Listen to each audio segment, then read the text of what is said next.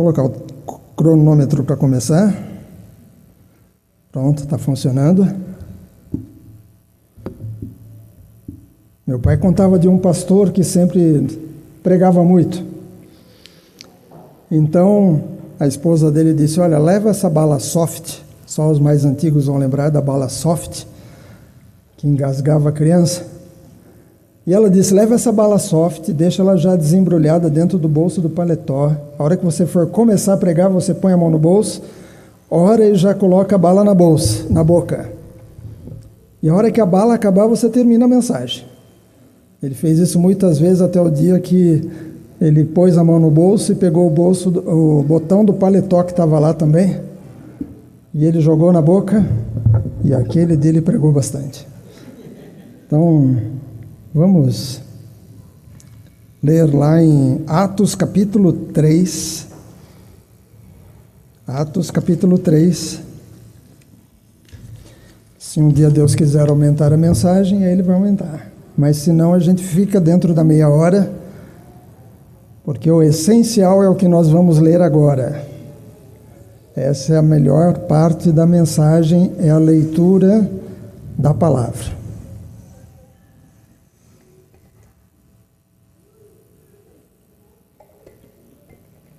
Atos 3, versículo 11 em diante.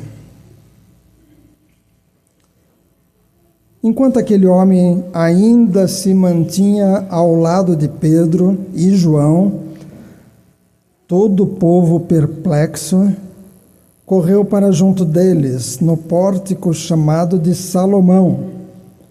Quando Pedro viu isso, dirigiu-se ao povo dizendo, Israelitas, por que vocês estão admirados com isso, ou por que estão com os olhos fixos em nós, como se pelo nosso próprio poder ou piedade tivéssemos feito esse homem andar? O Deus de Abraão, o Deus de Isaque e o Deus de Jacó, o Deus dos nossos pais, glorificou o seu servo Jesus, a quem vocês traíram e negaram diante de Pilatos, quando este já havia decidido soltá-lo. Vocês negaram o santo e o justo e pediram que fosse solto um assassino. Vocês mataram o autor da vida, a quem Deus ressuscitou dentre os mortos, do que nós somos testemunhas. Pela fé no nome de Jesus, é que esse mesmo nome fortaleceu a esse homem, que vocês estão vendo e bem conhecem. Sim, a fé que vem por meio de Jesus deu a esse homem saúde perfeita, na presença de todos vocês. E agora, irmãos, eu sei que vocês fizeram isso por ignorância, como também as suas autoridades o fizeram. Mas Deus assim cumpriu o que tinha anunciado anteriormente pela boca de todos os profetas, que o Cristo havia de padecer. Portanto, arrependam-se e se convertam para que sejam cancelados os seus pecados, a fim de que da presença do Senhor venham tempos de refrigério e que Ele envie o Cristo que já foi designado para vocês, a saber, Jesus, ao qual é necessário que o céu receba até os tempos da restauração de todas as coisas, de que Deus falou por boca de seus santos profetas desde a antiguidade. Porque Moisés disse, o Senhor Deus fará com que do meio dos irmãos de vocês se levante um profeta semelhante a mim, a esses vocês ouvirão. E tudo o que ele lhes disser, quem não der ouvidos a esse profeta, será exterminado do meio do seu povo. E todos os profetas, a começar com Samuel, assim como todos os que falam depois dele, também anunciaram estes dias. Vocês são os filhos dos profetas e da aliança que Deus estabeleceu com os pais de vocês, dizendo a Abraão: na sua descendência serão abençoadas todas as nações da terra. Tendo Deus ressuscitado seu servo, enviou primeiramente a vocês para abençoá-los, no sentido de que cada um abandone as suas maldades. Amém? Esse trecho de hoje é a continuação dos primeiros 10 versículos que nós vimos semana passada. Nós estivemos meditando sobre a questão da cura do coxo. O tema na semana passada era a união de algumas rotinas. Primeiro era a rotina dos apóstolos, Pedro e João. Eles estavam indo para a oração das 3 horas da tarde, como costumeiramente eles faziam, como todo judeu fazia.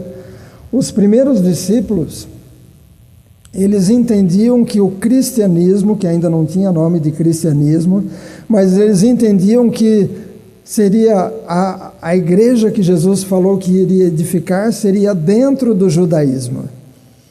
Assim como tinham os fariseus, os saduceus, os essênios, eles achavam que eles seriam outro grupo. Mas na realidade Jesus estava iniciando algo novo, uma continuação do judaísmo, mas algo que iria além. Então os 2 discípulos estavam indo ao templo para orar. Rotineiramente eles faziam isso. E ali eles encontraram com alguém que estava numa outra rotina, que era aquele homem coxo, um homem que não andava, que a Bíblia diz que diariamente ele era colocado na porta formosa para pedir esmolas. Diariamente, todos os dias, fazendo chuva, fazendo sol, dia de festa, dia de calor, dia de frio. Lá estava o homem coxo pedindo esmolas. O templo era um lugar muito frequentado. A Bíblia diz lá em Êxodo 23:17 que 3 vezes por ano todo homem deveria comparecer diante de Deus. 3 vezes por ano. Então as pessoas vinham de perto, mas também vinham de longe, de todo Israel. Eles vinham até Jerusalém para ir ao templo, 3 vezes por ano. E como era algo assim, muito concorrido, a Bíblia também diz lá no mesmo capítulo 17, 23 de Êxodo, no versículo 15, Deus deixa claro: ninguém apareça diante de mim de mãos vazias. Ninguém apareça diante de mim de mãos vazias. Deus está dizendo: você vai vir para o templo, traga alguma coisa. Você vai vir para a igreja, traga alguma coisa. Ninguém compareça diante de mim com as mãos vazias. Se a pessoa estava em pecado, ela tinha que comparecer diante de Deus com o quê? Com um cordeirinho, para ser sacrificado e pedir perdão dos seus pecados. Ela deveria trazer, havia outra lista de animais que eram possíveis para o sacrifício, mas não era qualquer animal. Se a pessoa tivesse capturado na arapuca dela uma hiena, na armadilha dela tivesse capturado uma hiena, não podia dizer: essa hiena está perfeita, eu vou levar para o templo para sacrificar pelos meus pecados. Não, hiena não serviria. Tinha que ser cordeiro, tinha que ser alguns outros animais. E se a pessoa era pobre, a Bíblia diz o seguinte, que poderia ser, lá em Êxodo 14, 22, poderia ser um par de rolinhas ou 2 pombinhos. Então qualquer pessoa pobre, era só falar com o Dudu e ele ensinaria como fazer uma arapuca. E não custa nada fazer uma arapuca. Alguns gravetos alguns encaixes. Eu sei que os mais antigos aqui sabem fazer arapuca. Firmino já está sorrindo ali, ele morou no meio do mato. Era só fazer uma arapuca, colocar alguns grãozinhos e ficar esperando 2 rolinhas. É claro que ia ser uma de cada vez, ou 2 pombinhas. Não ia custar nada.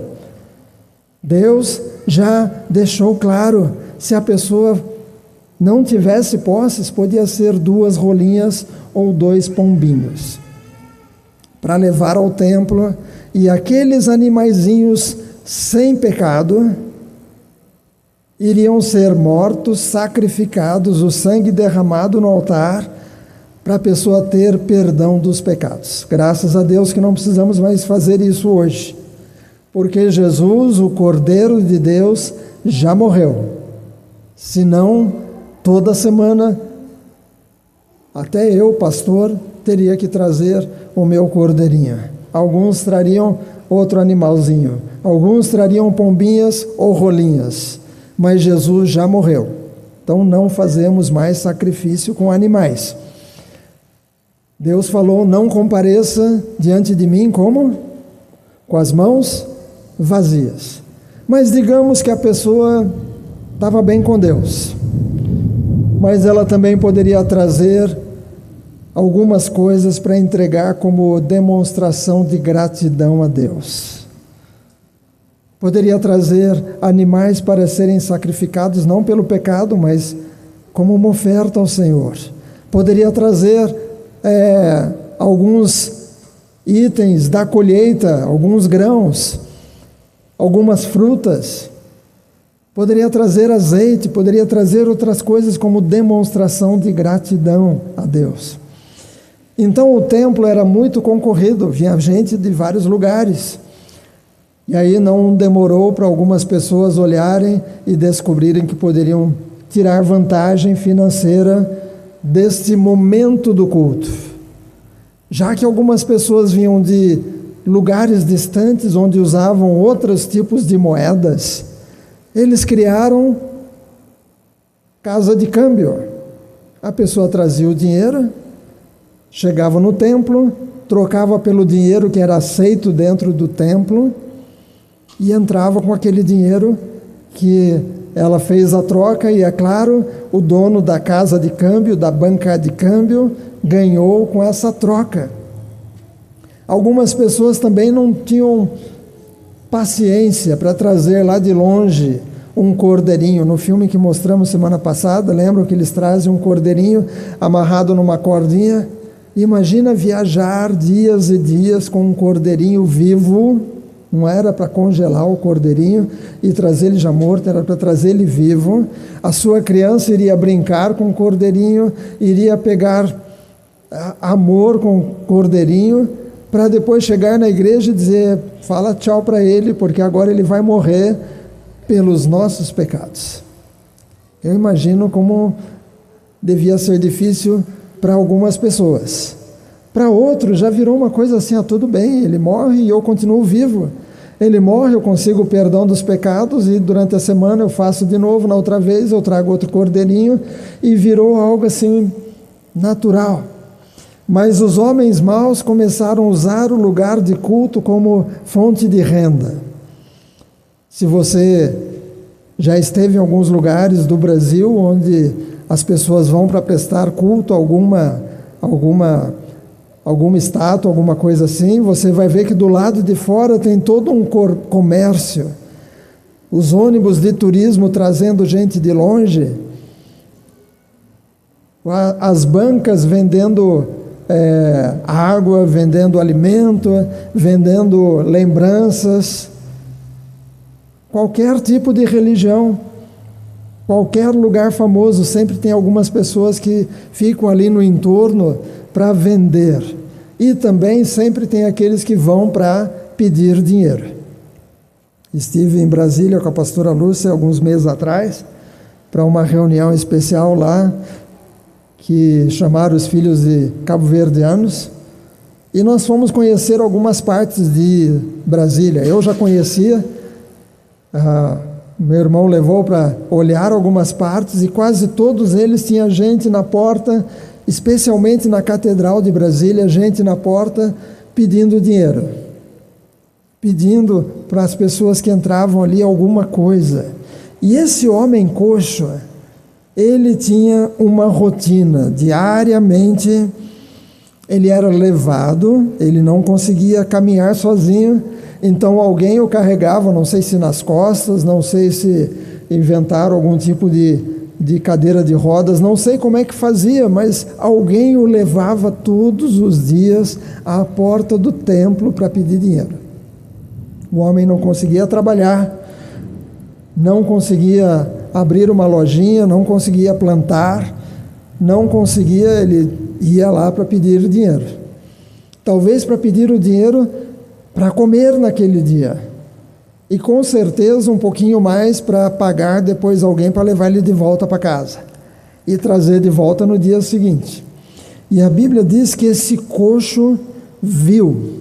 Esse é o símbolo não sei se ainda é, de Libras, antigamente era alguma coisa parecida, mas o coxo viu Pedro e João, que estavam na rotina deles, indo ao templo, e o coxo, na rotina dele, viu Pedro e João.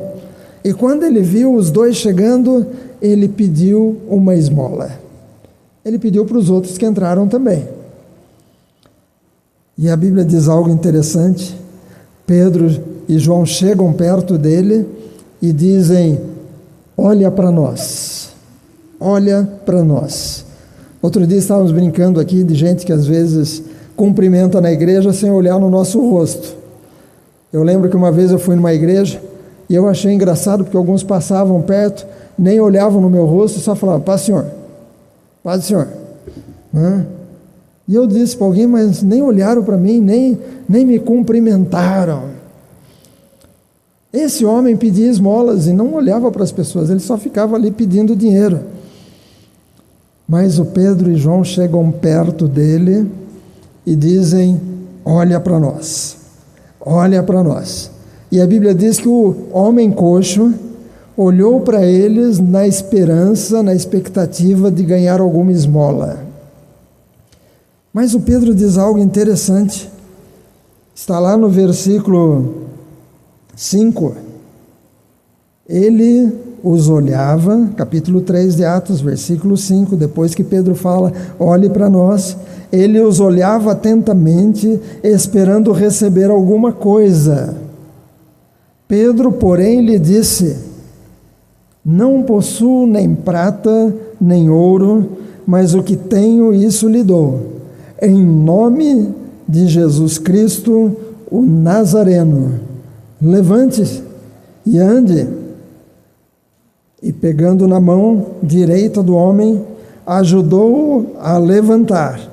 E imediatamente os seus pés e tornozelos, algumas versões falam artelhos, se firmaram, e dando um salto, ficou em pé e começou a andar. Esse homem era coxo de nascença, e a cura foi tão milagrosa que ele não começou engatinhando, ele não teve que apoiar nas paredes, ele já ficou bom ao ponto de poder pular. E ele entra no templo com os discípulos, saltando e louvando a Deus. 3 coisas importantes. Seja visto, conquiste a atenção e saia de cena. Seja visto, conquiste a atenção e saia de cena. Pedro e João foram vistos. Aquele homem coxo viu os dois. Assim como você é visto sempre. Lembra aquela plaquinha? Sorria, você está sendo filmado. Em algumas lojas a filmadora é de mentirinha. Mas as pessoas com medo até evitam roubar alguma coisa. Já tem gente que não está nem aí para filmadora e já rouba mesmo. Nós somos filmados sempre. Você como vizinho, a hora que aperta lá o o elevador, o jeito que você espera o elevador, o jeito que você cumprimenta quem está no elevador, o jeito que você cumprimenta a pessoa que está no ponto de ônibus, o jeito que você cumprimenta o porteiro lá do seu local de trabalho, o jeito que você fala com a faxineira que limpa lá a sua escola, você está sendo visto. Todos nós estamos sendo vistos. E dependendo do jeito como nós somos vistos, pode gerar na pessoa algo especial. Alguém disse, cuidado, porque você talvez seja a única Bíblia que alguém está lendo. Muita gente não tem Bíblia em casa. E eles olham para os crentes e eles estão lendo a Bíblia através de nós. Eles olham e dizem, o que a Edna faz? Ela é crente. Então o que ela faz é o que ela aprendeu da Bíblia. O que a Ellen faz? Nós estamos sendo vistos. Mas muita gente só olha assim, por cima. Mas Pedro e João, eles passam dessa primeira fase de ser visto e eles conquistam a atenção com uma frase simples: olhe para nós. Olhe para nós. Você já falou isso para alguém? Olha para mim. Tem um pastor que é interessante, que enquanto ele vai pregando, de vez em quando ele diz, olha para mim. E aí ele fala algumas coisas. De vez em quando na mensagem ele vai falar, olhe para mim. Eu achei interessante uma mensagem que eu estava vendo esses dias, e ele estava de vez em quando falando isso, olhe para mim. Pedro e João dizem, olhe para nós. E eles olham, e naquele instante Pedro dá uma palavra. Pedro passa da esmola, de algo passageiro, de algo que resolveria a questão só temporariamente, para algo que iria mudar a vida daquele coxo, que deixou de ser coxo, que poderia trabalhar, poderia produzir com as próprias mãos, poderia viajar sem depender de alguém carregá-lo. Mudou a vida dele. Você pode ser a pessoa que Deus vai usar num momento da sua vida para levar alguém para algo mais, dizendo, olhe para mim. De deixar de ser um colega de classe para ser alguém que vai ouvir alguns problemas. De deixar de ser um companheiro de trabalho para ser alguém que vai dar uns conselhos. É claro, homem aconselha homem, mulher aconselha mulher. Se você é homem e alguma mulher tentar falar dos problemas do casamento, sai fora. Deixa para outra mulher atender. Não fique dando conselhos matrimoniais para uma mulher. Se você é homem ou se você é mulher, não fique dando conselhos matrimoniais para um homem. Mas é a mudança de fase. Você foi visto, chamou a atenção, e aí você dá uma palavra. Você vai puxar da sua mente algumas coisas e vai ali, pela direção do Espírito Santo, ministrar algo. Pedro e João ministram e a cura é feita. E quando aquele homem é curado, o interessante está ali no versículo 12, quando Pedro, porque o homem entra no templo gritando, ele não estava falando baixinho, estou curado. Ele estava gritando, estou curado, eu estou e pulando. Imagina, não era normal alguém entrar pulando num templo. E ele começa a pular e as pessoas, olha, a Bíblia fala sobre gente perplexa, fala sobre gente ali que ficou assustado e quiseram chegar para ver. E aí o Pedro, no versículo 12, diz, quando Pedro viu isso, dirigiu-se ao povo, dizendo, israelitas, por que vocês estão admirados com isso e por que vocês estão com os olhos em nós? Agora o Pedro está saindo de cena. Pedro podia dizer, olhem para mim, olha, estou aqui, eu Pedro. Pedro podia formar a igreja do Pedro e João. Podia pôr na foto do prédio dele, ele com a esposa dele. Sim, Pedro era casado, Jesus curou a sogra dele, né? Algumas igrejas, o que aparece na capa, na foto da igreja ou na fachada da igreja é o homem ou o casal. Às vezes nem se fala de Jesus na placa. O Pedro poderia ali dizer: chega esse negócio de pregar o evangelho, eu vou agora começar o meu negócio próprio. Eu vou curar e as pessoas vão me dar alguma coisa e eu vou ficar nisso aqui. Mas o Pedro sai de cena e ele diz: olha para Jesus. O mesmo Pedro que momentos antes disse para o paralítico, antes do milagre: olhem para mim, olhem para nós. Agora ele diz: não é para olhar para nós, olhem para Jesus. É um momento de sairmos de cena para que Cristo seja o principal naquele momento. É interessante que o Pedro não diz: espera aí, deixa eu tirar aqui do meu bolso as minhas anotações, deixa eu pegar aqui meu tablet, deixa eu projetar aqui meu PowerPoint, porque eu já me preparei antes. Não, as pessoas chegam perto e ele começa a pregar. Ele diz: não olhem para mim, olhem para Jesus. E ele começa falando: Deus de Abraão, Deus de Isaac, Deus de Jacó, o Deus dos nossos pais. Ele coloca o povo que está olhando para ele, dizendo: não é para olhar para mim, vocês precisam olhar para aquele que os profetas, os apóstolos, os profetas, a lei avisou. Olhem para ele, e ele é aquele que vocês traíram. Versículo 13: o Deus de Abraão, o Deus de Isaac, o Deus de Jacó, o Deus dos nossos pais, glorificou o seu servo Jesus. Aí ele especifica quem que era: Jesus. E ele dá mais detalhe, não era qualquer Jesus, porque tinha outros Jesus na época, mas ele especifica: a quem vocês traíram e negaram diante de Pilatos, quando este já havia decidido soltá-lo. Ou seja, vocês disseram que era para ficar preso aquele que veio para libertar vocês.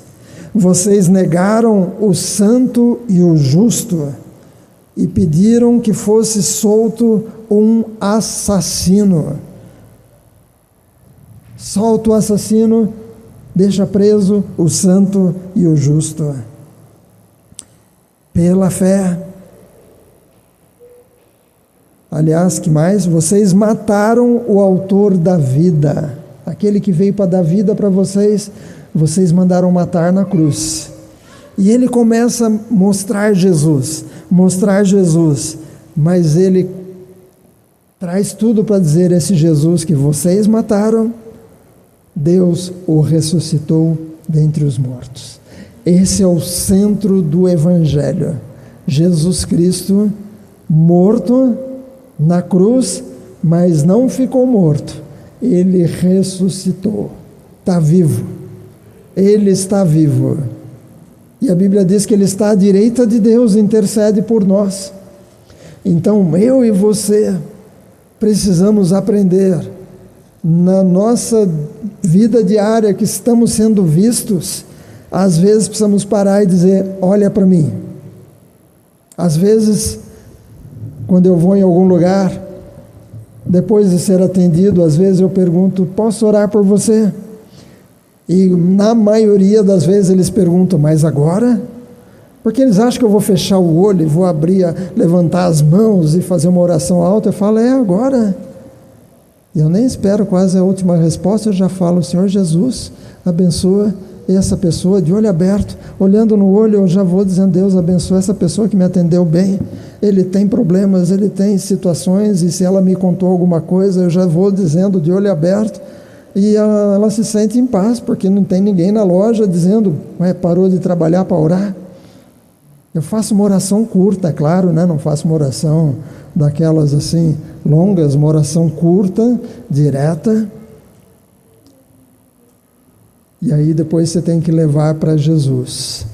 Você chamou a atenção, agora você diz: não olha para mim não, olha para Jesus. Não olha para mim não, olha para Jesus. E você pode, nesse momento, contar coisas que Jesus fez na sua casa. Olha, eu passei por isso, por aquilo. Ó, tá vendo essa cicatriz? Foi tal acidente, tá vendo? Olha, eu já passei por esse problema na minha família, já passei por aquele problema no trabalho, já tive tal dificuldade. Olha, quando eu era jovem, eu estava indo por esse caminho e agora Jesus me salvou e agora eu estou indo por esse outro caminho. O que você está vendo agora é muito diferente do que eu era há 5, 10, 15 anos atrás. Antes eu só queria saber disso ou daquilo outro. Agora Deus entrou na minha vida por meio de Jesus Cristo. E é esse Jesus que eu quero que você conheça. Você sai de cena. E você, ao invés de ficar puxando para você, porque você orou, e a pessoa veio dizer, olha, aquilo que você orou resolveu, aquele problema que eu te contei, o conselho foi bom, ao invés de você puxar para você, você sai de cena e diz, não olha para mim, olha para Jesus. Eu vou te falar quem é Jesus. Eu vou te falar como eu conheci Jesus.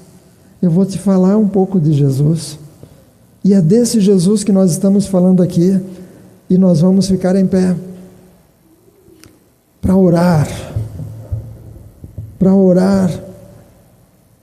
de forma que nós venhamos a aprender a usar as oportunidades para chamar a atenção e dar uma palavra, para chamar a atenção e dar um conselho, para chamar a atenção e compartilhar um versículo, para chamar a atenção, mas logo em seguida, para sair de cena e falar de Jesus, aquele que morreu na cruz, aquele que é o autor da vida.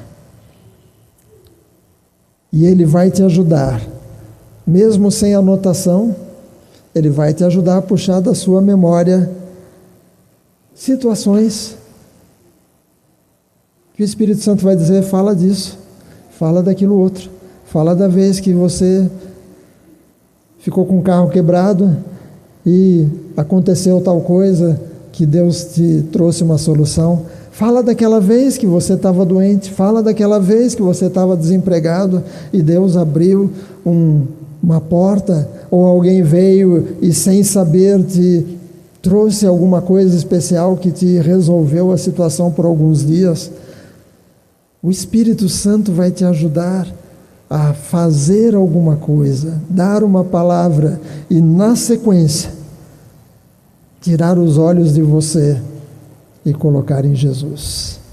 Pedro disse, porque vocês estão olhando para nós? Não somos nós, é Jesus.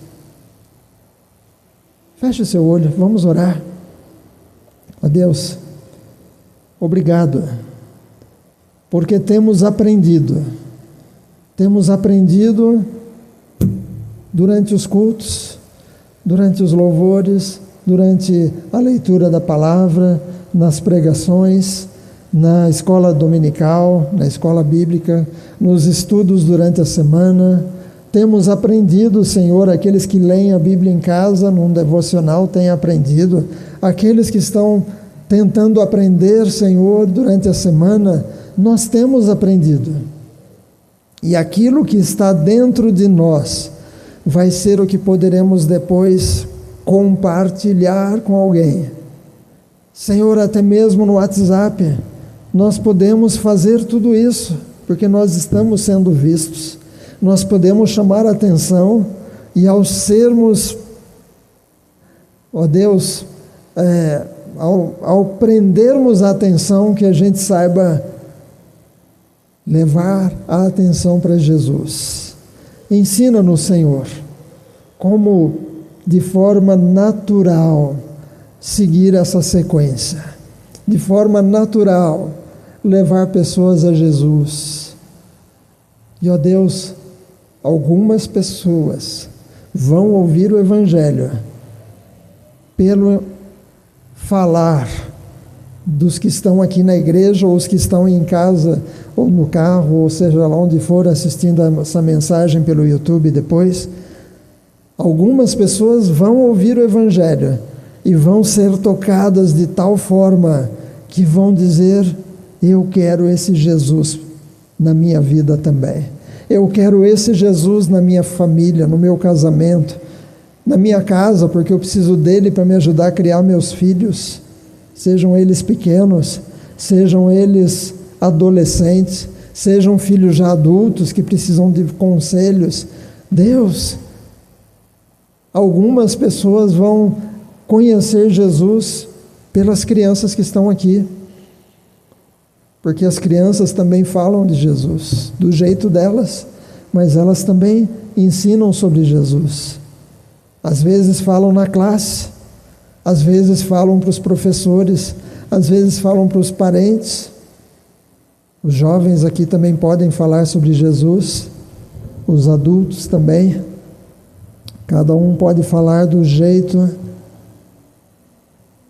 que o Senhor deu para cada um. Alguns aqui vão falar de maneira tranquila, outros já vão falar de uma maneira mais direta. Alguns vão falar usando versículos, outros vão falar contando testemunhos do que Deus tem feito na vida deles. Mas, ó Deus, que a gente chegue a essa etapa de levar as pessoas a olhar para Jesus, porque Ele, sim, é quem faz os milagres. Nós só somos os que oram, nós só somos os que aconselham pela palavra, nós só somos os ouvidos que ouvem pessoas com amor, com paciência, mas quem vai realizar o impossível é Jesus Cristo. E, ó Deus, talvez alguém veio hoje à igreja e está precisando de Jesus, em alguma situação da vida, talvez na família, talvez algum problema que não está achando solução, talvez eu preciso dar o meu primeiro passo para convidar Jesus para entrar na minha vida. Talvez seja: Jesus, eu preciso te conhecer mais, eu preciso aprender mais. Ó Pai, se alguém está aqui agora orando assim, ou talvez assistindo a mensagem quando ela for colocada no YouTube, Senhor, que o Senhor ouça essa oração. E Jesus, o Senhor hoje também quer perdoar pecados. Graças a Deus que não temos mais que trazer pombinhas para a igreja, não temos que trazer rolinhas, não temos que trazer ovelhas, mas Jesus, o Senhor, é aquele que perdoa pecados. Talvez alguém chegou hoje pensando: eu estou precisando de perdão, às vezes eu minto, às vezes eu exagero muito, que é a mesma coisa que mentir. Às vezes eu sou teimoso demais, às vezes eu sou orgulhoso, arrogante, às vezes eu sou cheio de dúvidas, falta fé, essa é a palavra certa. Talvez alguém esteja dizendo: Deus, eu quero hoje pedir para Jesus entrar no meu coração e me ajudar. Alguém hoje gostaria de fazer isso? Hoje você gostaria de dizer: eu quero convidar Jesus para entrar no meu coração. Eu quero convidar Jesus. Eu convidei Jesus quando eu era criança. Eu já contei para vocês aqui que o meu batismo, eu estava em cima de um bloco de cimento, porque senão eu morria afogado dentro do batistério. Eu entreguei minha vida para Jesus criança, e graças a Deus porque eu fiz isso, porque Jesus entrou e Ele começou a me ajudar na escola, na família, nas brincadeiras na rua. Ele me ajudou a tomar decisões importantes. No tempo da adolescência me ajudou a não cair no caminho que alguns colegas estavam indo, e vários deles já morreram. porque se envolveram com coisas ruins e morreram cedo, ainda jovens, e eu achava que eles sim é que tinham uma vida boa, e hoje eu sei que a minha vida sim com Jesus é que estava certa. A vida deles fazendo coisa errada, fumando, bebendo e fazendo uso de algumas coisas, eles não eram tão especiais como eu achava que eles eram. Ó Deus, se alguém hoje quer receber Jesus como Senhor e Salvador, que faça um sinal com a mão, só balançar a mão aí no seu lugar, dizendo: eu quero convidar Jesus para entrar no meu coração. Eu quero convidar Jesus Cristo, aquele que morreu na cruz, no meu lugar. Eu quero convidar Jesus para entrar no meu coração. Alguém quer fazer isso? Alguém? Eu não vou insistir, porque eu não quero que você convide por convidar. Só se você realmente entender: eu preciso de perdão. Alguém? Só levante sua mão. Ó Deus, o Senhor conhece os nossos corações. O Senhor conhece o que estamos pensando. O Senhor conhece o que estão pensando os que estão em casa. Talvez alguém em algum lugar vai ouvir essa mensagem e lá no seu quarto vai dizer: Jesus, eu quero pedir perdão pelos meus pecados. Eu quero te convidar, Jesus, para entrar no meu coração. Talvez alguém aqui hoje vai fazer essa mesma oração quando chegar em casa. Talvez por vergonha de levantar a mão aqui na igreja. Talvez vai fazer isso em casa. Obrigado, Jesus, porque o Senhor vai ouvir a oração lá no quarto também. Quando essas pessoas disserem: Jesus, perdoa os meus pecados, entra no meu coração e me ajuda daqui para frente. Obrigado. Mas, ó Deus, ajuda todos nós a sabermos como chamar a atenção, e depois de captarmos a atenção, dizermos algo que vai gerar fé no coração da outra pessoa, para que o Senhor realize o milagre.